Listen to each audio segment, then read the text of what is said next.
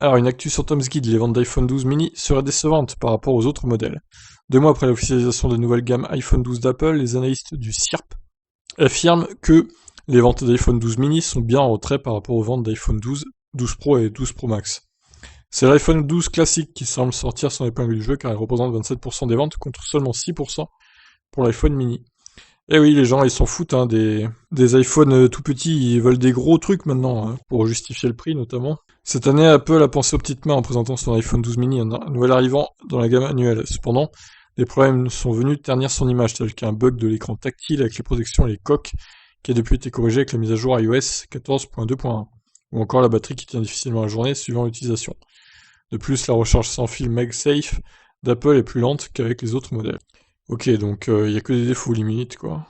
Alors, selon le CIRP, les ventes d'iPhone 12 mini ne sont que légèrement supérieures à celles de l'iPhone XR, de l'iPhone 11 et de l'iPhone SE de deuxième génération, qui sont tous vendus à un prix légèrement inférieur à celui du mini. En conséquence, l'iPhone 12 mini serait moins attractif pour les utilisateurs que des modèles d'ancienne génération plus abordables. Cependant, les smartphones tels que l'iPhone SE doivent se contenter d'un design démodé, un écran LCD et des performances générales en retrait. Ces résultats peuvent être étonnants, car un modèle mini était très attendu par la communauté. En effet, certains utilisateurs n'ont pas besoin d'un téléphone avec un écran de plus de 6 pouces. Ah, c'est quand même bien, hein, un écran de plus de 6 pouces, et on s'est habitué à ça maintenant. Moi, je pourrais pas repasser en dessous de 6 pouces, je pense, ce serait difficile. Après sa présentation, nous avions comparé la taille de l'iPhone 12 mini par rapport à tous les autres modèles d'iPhone. Les fabricants de smartphones se dirigent de moins en moins vers des petits formats avec un écran de seulement 5,4 pouces. Et c'est pas gros, hein. L'iPhone 12 mini est aujourd'hui le téléphone le plus puissant sous les 6 pouces.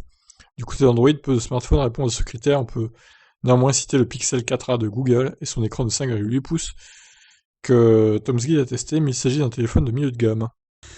Bon, bah au moins ils auront testé, hein, j'ai envie de dire, donc l'idée en soi était pas mauvaise, mais bon, apparemment ça n'intéresse pas les gens, les iPhones tout petits, ou enfin même des téléphones tout petits.